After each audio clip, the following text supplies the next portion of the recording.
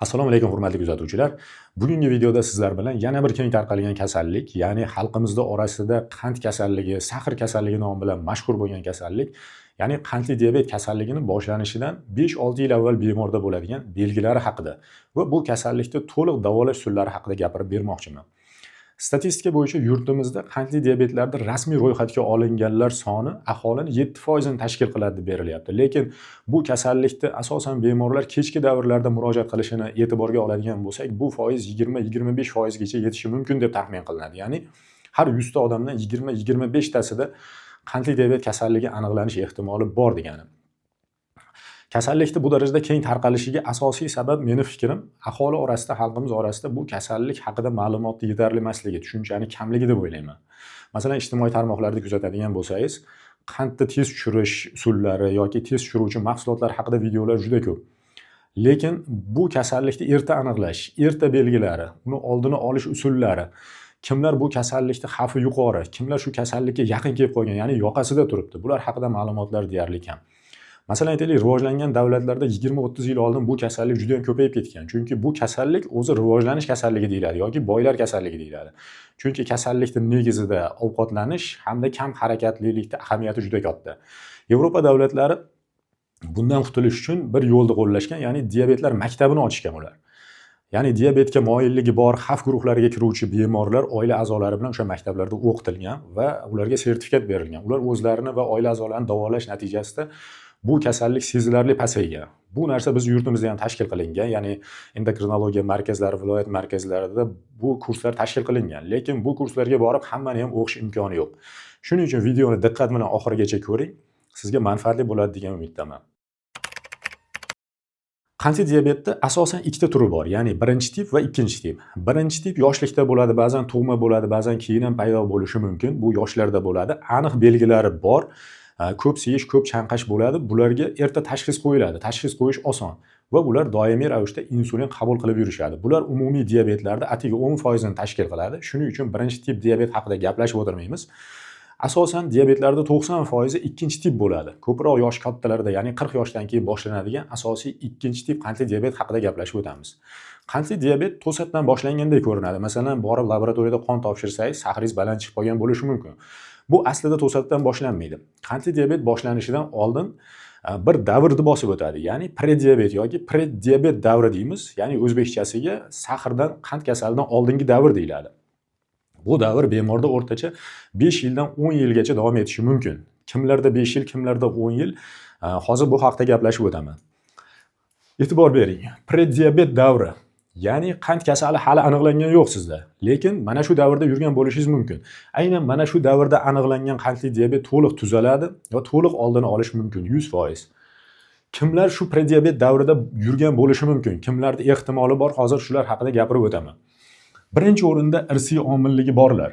Masalan, ota-ona, aka-uka, opa-singil oilada kimdadir qandli diabet aniqlangan bo'lsa, qolgan oila a'zolar prediabet davrida bo'lishi mumkin. Ya'ni qandli diabet boshlanib qolish ehtimoli bor degani. Keyingisi semizlik, ya'ni 100-110 kilodan vesingiz yuqori bo'lsa yoki bo'lmasam qorin aylanasini santimetrda o'lchaganingizda erkaklarda 94 santimetr, qorin aylanasi ayollarda 80 santimetrdan yuqori bo'lishi, ya'ni aynan abdominal ojireniya deymiz, qorin sohasidagi semirish boshqa sohalardan ko'ra asosan qorinda chiqib ketishi bu qandli diabet xavfini 2-3 barobar oshiradi. Ya'ni aynan prediabet davrida bo'lishi mumkin shu holat. Keyingisi gipodinamiya. Bu kam harakatlilik degani. Ya'ni odam erta bilan turib ishga ketadi, kuni bilan bir joyda o'tirib ish qiladi, kechki payt kelib ovqatlanadi, keyin uxlaydi. Deyarli harakat qilmaydi. Mana shu odamlarda ham qandli diabet xavfi yuqori bo'ladi. Keyingisi tuxumdon polikistozi. Buni UZI yordamida tashxis qo'yish mumkin. Ya'ni bemor ayolda tuxumdonda bir nechta kistalar bo'lishi ehtimoli bor. Shu aynan polikistoz gormonal faoliyatni buzilishiga bog'liq bo'lganligi uchun bu qandli diabetga sabab bo'lib qolishi mumkin kelajakda. Keyingisi yog'li gepatoz. Ya'ni bu xalqimiz orasida jigarimda yog' bosibdi degan kasallik. Bu ham UZIda tashxis qo'yiladi. Ya'ni UZI qilinganda 2 yoki 3 daraja sizda jigaringiz yog' bosibdi deb aytiladi ko'pincha. Ko'proq semiz odamlarda bo'ladi bu ham. Shu ham kelajakda qandli diabet xavfini oshiradi. Keyingisi gestatsion diabet deymiz. Bu ya'ni homiladorlar diabeti. Masalan, bemor ayol homiladorlik vaqtida ko'p chanqash, ko'p siyish bo'ladida, qoni tekshirilib ko'rilganda qonida qand banan chiqadi va tug'ruqdan keyin 1 oy 2 oydan keyin yana joyiga qaytib qoladi. Necha marta homiladorlik bo'lgan bo'lsa, har homiladorlikda sahari ko'tariladi va tug'ruqdan keyin yana normaga tushadi. Bu aynan gormonal faoliyat bilan bog'liq. Buni meditsinada gestatsion diabet deyiladi. Bular kelajakda 40 yoshdan keyin qandli diabetga chalinish ehtimoli juda katta hisoblanadi. Oxirgisi 40 yoshdan yuqori bo'lgan odamlar. Ya'ni bu yerda qanday tushunishimiz kerak? Masalan, sizda mana shu omillardan bittasi yoki bir nechtasi bo'lsa-yu, sizni yoshingiz 40 dan oshgandan keyin qandli diabetning ikkinchi tipiga chalinish ehtimolingiz bor. Bu sifra lekin hozir oxirgi adabiyotlarda 30 yosh deb berilyapti. Ya'ni qandli diabet 10 yoshga yoshardi desak ham bo'laveradi. Chunki shu belgilar bilan birortasi sizda bo'lsa-yu, siz 30 yoshdan oshgan bo'lsangiz, hozirgi oxirgi ma'lumotlar bo'yicha qandli diabetni tekshirishga to'g'ri keladi. Eski ma'lumotlarda 40 yosh deb berilgan. Chunki hozir harakatning kamligi bilan ovqat tarkibining o'zgarishi bu kasallikning yosharishiga sabab bo'lyapti. Endi kimlarda 5 yil, kimlarda 10 yil. Masalan, sizda bitta omil bo'ladigan bo'lsa, faqat irsiy omilni o'zi bo'ladigan bo'lsa, bu narsa cho'zilishi mumkin. Ya'ni siz qand kasalligiga chalinmasdan uzoqroq yurishingiz mumkin. Agar sizda bir nechta omil birga kelsa, masalan, aytaylik ham irsiy omil bor, oilada kimdadir qandli diabet bor, siz semizsiz.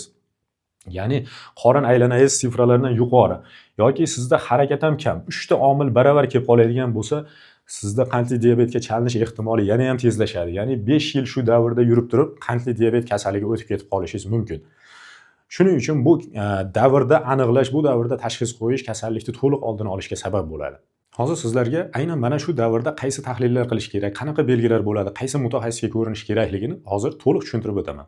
Videoni boshida aytib o'tganimdek, qandli diabet kasali boshlanmasdan 5-6 yil avval bemorda ba'zi bir belgilar bo'ladi. Ya'ni terida, masalan, tirsak sohasida, bo'yin sohada va qo'ltiq ostida qora dog'lar paydo bo'ladi. Ya'ni odatdagi teriga nisbatan qoraroq bo'lgan dog'lar paydo bo'ladi. Bularda meditsinada masalan akantoz deydi yoki giperpigmentatsiya deydi.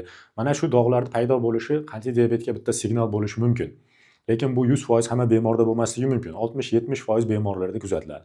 Lekin siz agar qandli diabetni erta tashxis qo'ymoqchi bo'lsangiz yoki shu kasallikka moyilligingiz bor yo'qligini bilmoqchi bo'lsangiz, 4 donagina qon tahlili bor. Shular orqali sizga diabetni qaysi davrda turibsiz, qachon bu kasallik sizda boshlanishi mumkin, shular haqida to'liq ma'lumot olsangiz bo'ladi. Jadvalda chizib qo'ydim. Bu jadval sal murakkabga o'xshashi mumkin, lekin hozir sizga soddaroq qilib tushuntiraman. Qarang. Qandli diabetni chalinishi mumkin bo'lgan xavf guruhiga kiruvchi bemorni, masalan, umr yo'lini mana shu qizil chiziqqa o'xshatib taxmin qiladigan bo'lsak, ya'ni u 35-40 yoshgacha sog'lom bo'ladi. Unda hech qanday qandli diabet belgisi bo'lmaydi, qandli diabetga chalinmagan bo'ladi. Ya'ni u 40 yoshgacha, 35-40 yoshgacha sog'lom bo'ladi. Analizlari mana shu holatda chiqadi. Endi agar qandli diabetga o'tishdan oldin mana shu davrda bosib o'tadi bemor. Aytib o'tdik, 5-10 yil davom etadi. Prediabet davrida bemorda analizlar aniq o'zgaradi. Agar siz mana shu davrda aniqlanib qolsangiz, bunda to'liq oldini olish mumkin. To'liq davolat bu tomonga o'tkazmaslikning imkoni bor. Qarang, buning uchun 4 dona qon tahlili topshiriladi. Buni nomini sizga ahamiyati yo'q, faqat laboratoriyaga borganda aytish uchun ahamiyati bor, xolos. Qolganini mutaxassis shug'ullanadi. Oddiy glyukoza, qoningiz tarkibidagi qand miqdori sog'lom odamda 5-6 dan past bo'lishi kerak. Agar bu ko'rsatkich 5-6 bilan 6-9 ichida chiqadigan bo'lsa, sizda qandli diabet xavfi bor. Nechadir yildan keyin xavfi bor. Mana shu davrda aniqlab qolganingiz yaxshi. Agar qandli diabetni ikkita davri bor, erta va kechki deb qo'ydim, o'zi tushunarli bo'lishi. Aslida kompensatsiya va dekompensatsiya davri deyiladi. Qarang, erta davrda, erta diabetda bu ko'rsatkich 7-8 ichida chiqishi mumkin. Va diabet o'tib ketib qolgandan keyin, ya'ni ancha vaqt davolanmay yurish natijasida bu 9 dan oshish ehtimoli bor. Keyingi tahlil insulin. Insulin tahlili bu oshqozon osti bezimizdan chiqadigan insulin gormoni. Buni asosiy vazifasi bizni hujayralarimizni xuddi membranasini kalitga o'xshab shunday ochib beradi va uni ichiga glyukoza kirib ketadi. Asosiy masala shunda. Hujayrani ichiga glyukozani kirgizish, ya'ni eshigini ochib berishchi kalit hisoblanadi insulin. Oshqozon osti bezimizdan chiqadigan modda. Insulinning miqdorini tekshirasiz. Sizni sog'lom yurgan paytingizda bu norma chiqadi. Agar mabodo siz qandli diabet xavfi oshib, ya'ni o'tib ketadigan bo'lsa, prediabet davrida insulin miqdori yuqori chiqadi. Nima uchun yuqori? Chunki Qandli diabetning asosiy mexanizmi shunaqaki, hujayralarimizni ustidagi membranamiz aynan kalit sezmay qoladi. Ya'ni ochilishi kerak bo'lgan qulflar kalit sezmay qoladi, tanimay qoladi. Ya'ni ustini yog' bosishi mumkin, harakati kamligi mana shular hisobiga tanimay qoladi. Natijada hujayraning ichiga glyukoza kirolmasligi uchun miya oshqozon osti beziga buyruq beradi. Insulinni ko'proq chiqarish maqsadida buyruq beradi. Natijada insulin miqdorini oshqozon osti bezi ko'taradi. Va insulin o'zi semirtiruvchi gormon hisoblanadi. Insulin qancha ko'tarilgan sari bemor yana ham semirishni boshlaydi, yana ham tanimaslikni boshlaydi insulinni. Bu yopiq halqa hisoblanadi. Shuning uchun prediabet davrida, ya'ni qandli diabet boshlanmasdan oldin o'sha qoningizda insulin ko'tarilishni boshlaydi. Bu asosiy belgi hisoblanadi. Erta diabet davrida bemor maksimal semiradi va qon tarkibida insulin miqdori ham maksimal ko'tariladi. Keyin kechki diabet davrida bu insulin miqdori tushib ketadi. Chunki oshqozon osti bezi sizni 80 yoshga kirganingizgacha bo'lgan zaxiralarni sarflab yuboradi va oshqozon osti bezida insulin ishlab chiqaruvchi hujayralar nobud bo'ladi. Natijada insulin chiqarishi birdaniga kamayib ketadi. Bemor o'z-o'zidan birdaniga ozib ketadi. Ya'ni 10 kilogacha bir oyda vez tashlab yuborishi mumkin. Bu albatta insulinni pasayishi bilan aloqador. Keyingi tahlil glyukoza tolerantni test deyiladi nomini. Ya'ni buni o'tkazish tartibi qanday? Siz laboratoriyaga borganingizda sizga 75 gram shakar solingan suv beradi, iliq suv beradi. Ya'ni siz uni o'sha shirin choyda suvni ichasiz va 2 soat davomida kutib o'tirasiz. Natijada 2 soatdan keyin qoningiz tarkibidagi glyukozani tekshirib ko'radi. Ya'ni bu sifra sog'lom odam uchun 2 soatdan keyin 708 dan past bo'lishi kerak. Normaga pashti kelib qolish kerak. Qarang, agar siz prediabet davrida yurgan bo'lsangiz 708 dan 11.1 gacha ko'tariladi.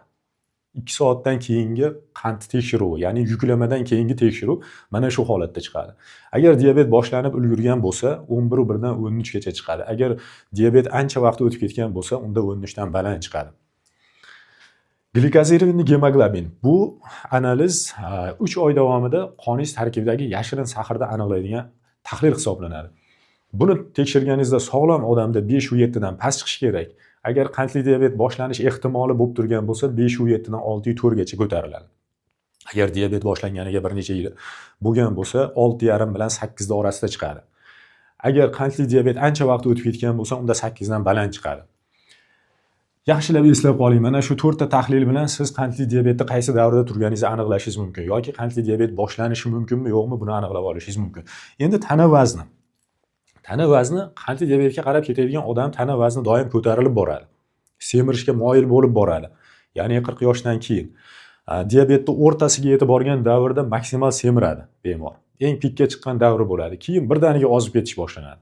Mana shu vaqtda davo choralari ko'rilmasligi natijasida bemor birdaniga ozib ketadi. Ya'ni bu insulinning tushishi bilan bog'liq. Mutaxassis, ya'ni siz qaysi davrda qaysi shifokorga ko'rinasiz? Diabet boshlanmasdan oldin sizda ba'zi bir belgilari bo'lganda, ya'ni semirib ketganingizda, kam harakat hayot tarzi, irsiy moyillik, jigarda yog'li gepatozlar bo'lgan bo'lsa, analizlaringiz, tahlillariga qarab turib siz endokrinolog bilan dietologga borasiz. Faqat shu ikkita mutaxassisga ko'rinasiz xolos. Endi agar siz qandli diabet bilan ancha vaqt yurib qo'ydingiz, davolanmadingiz yoki to'liq davolanmadingiz, unda qandli diabetning o'rta davrlariga borganda shu ikkita shifokordan tashqari kardiolog bilan nevropatologga ko'rinasiz. Chunki siz uni ichingizda beradigan asoratlar boshlangan bo'ladi, uni siz sezmasligingiz mumkin. Ya'ni xolesterinning miqdorining ko'payishi, tomirlarga cho'kishi natijasida yurakka hamda nervga, bosh miyaga asorat berishni boshlagan bo'ladi. Bu davrda shu mutaxassisdan tashqari bularga ham ko'rinasiz. Agar qandli diabet kechki davrlarida ancha yil davomida qandli diabetga davolanmadingiz yoki noto'g'ri davolandingiz, parhez qilmadingiz, xullas kechki davrlarga o'tib ketadigan bo'lsa, unda ko'z doktoriga ko'rinasiz. Qo'shimcha, shularga qo'shimcha. Ya'ni ko'zda xiralashish bo'ladi. Keyingisi nefrologga ko'rinasiz. Ya'ni buyrakda siydik ajralish faoliyati pasayib ketadi. Siyish kamayadi, oyoqda shish bo'ladi, o'pkaga suv yig'ilishi mumkin. Mana shu davrda nefrologga ko'rinasiz. Va xirurgga ham ko'rinishingiz mumkin, chunki oyoqlarda tuzalmaydigan yaralar, ba'zan barmoqlarni kesib olib tashlash holatlarigacha yetib borishi mumkin. Bu qandli diabetning ancha yildan keyingi asoratlari, to'g'ri vaqtida davolanmaslikning asorati hisoblanadi. Endi shifokorga murojaat qilish bo'yicha prediabet davrida deyarli hech kim murojaat qilmaydi. Bu davr doim yashirincha o'tib ketadi. Shuning uchun qandli diabetlar davolash hozirgi kunda qiyin bo'ladi. Mana shu davrda murojaat qilinsa 100% tuzaladi. Endi 40% bemorlar diabetni boshlangan davrida murojaat qilib qoladi. Shuning uchun ko'pchilikni davolasa bo'ladi. Lekin 60% eng ko'p bemorlar o'sha ozib ketish boshlangan davrda, ya'ni birdaniga 10 kilo vес tashlab yuborgan davrga borib turib murojaat qiladi. Bu davr boshlangan vaqtida davolasa buni ham samarasi yuqori bo'ladi. Ya'ni davolab doimiy nazorat, parhez, harakat bilan yurilsa, bemor umri ancha uzayadi. Ya'ni insulin ishlab chiqaruvchi hujayralarda uzoqroq muddat saqlab qolishga to'g'ri keladi. Davolash qanday? Davolash prediabet davrida aniqlanib qolsa 100% samara beradi. Faqat harakat va parhez yordamida davolanadi. Shuni o'zi bilan bemor 100% tuzalib ketadi va bu tomonga o'tmaydi.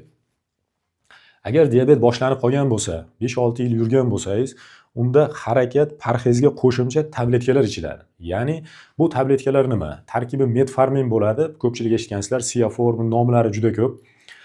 Aynan to'qimani insulinga sezuvchanligini yaxshilaydi. Ya'ni kalitni taniydigan qilib beradi to'qimalaringizni. Ham bemorni ozdiradi. Mana shu tabletkalar yordamida insulin ishlab chiqarilishini kamaytiriladi. Ya'ni oshqozon osti beziga dam beriladi. Endi keyingi davr. Agar sahrli diabet ancha vaqt o'tib ketgan bo'lsa, unda mana shu parhez, harakat, tabletkalarda ba'zilari qoldiriladi va insulinga o'tiladi. Ya'ni oshqozon osti bezi butunlay insulin ishlab chiqarishni to'xtatgan bo'ladi bu davrda.